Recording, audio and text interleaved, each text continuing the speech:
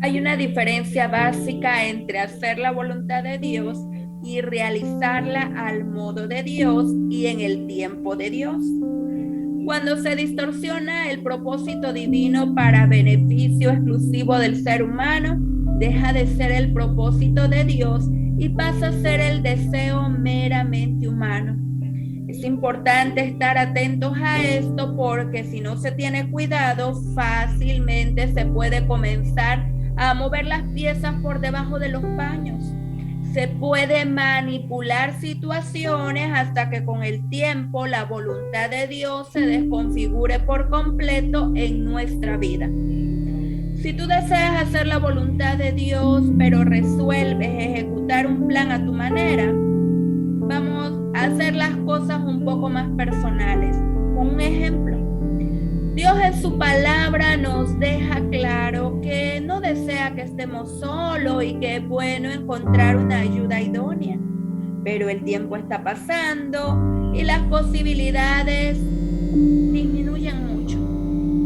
En un punto podrías decirle al Señor: está bien, conozco tu plan, quiero casarme, ahora por favor quédate a un lado durante algún tiempo y cuando llegue al altar te aviso y entonces volvemos a tus planes y hacemos tu voluntad. ¿Te das cuenta cómo funciona esto? Tú dices que deseas cumplir la voluntad de Dios, pero mediante manipulación consigues una persona de tu elección para casarte. En lo que descubres súbitamente a Dios y le dices: oh Señor, espero que bendigas este matrimonio, que sea una unión buena, porque así como me orientaste, me estoy casando. Te mostraré un ejemplo todavía un poco más claro y quizás te consuele un poco el saber que esto no es una novedad. Este concepto nos hace recordar a un hombre que se esforzó para ser altamente calificado en su campo de emprendimiento, pero probó ser completamente inútil, a pesar de sus credenciales como líder extremadamente culto, capaz y bien educado. Su nombre, Moisés. En aquellos días sucedió que, crecido ya Moisés, salió a sus hermanos y los vio en sus duras tareas y observó a un egipcio que golpeaba a uno de los hebreos, su hermano. Entonces miró a todas partes y viendo que no aparecía nadie, mató al egipcio y lo escondió en la arena. Al día siguiente salió nuevamente y vio a dos hebreos que reñían y entonces dijo al que maltrataba al otro: ¿por qué golpeas a tu prójimo?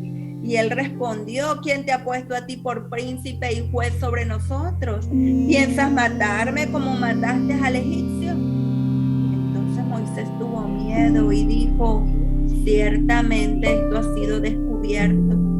Y oyendo Faraón acerca de este hecho, procuró matar a Moisés, pero Moisés huyó de delante de Faraón y habitó en la tierra de Madián. Y estando sentado junto al pozo, 7 hijas que tenía el sacerdote de Madián vinieron a sacar agua para llenar las pilas y dar de beber a las ovejas de su padre.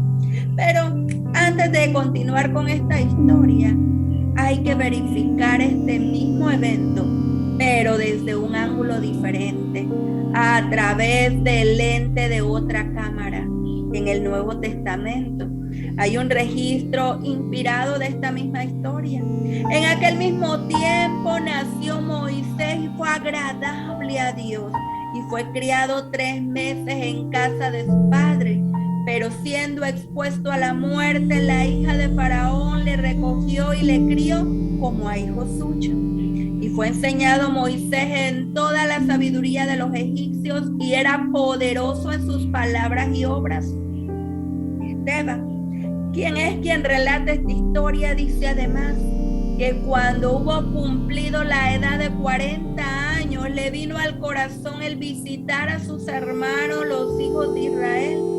Y al ver a uno que era maltratado, lo defendió e hiriendo al egipcio, vengó al oprimido.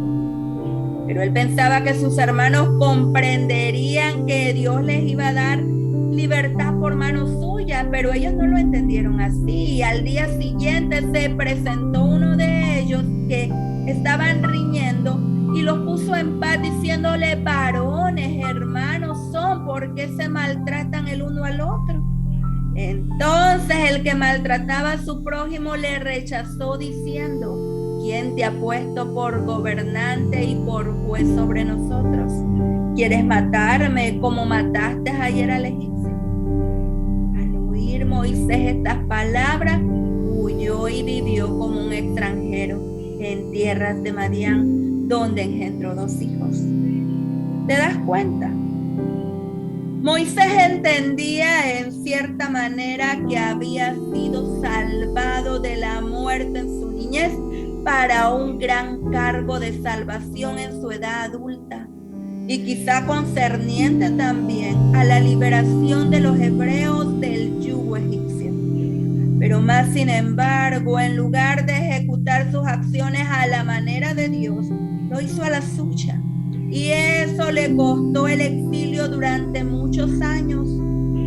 Y así actuamos nosotros también. Queriendo adelantar el tiempo de Dios, queremos ayudar al Señor y a su plan para nuestra vida.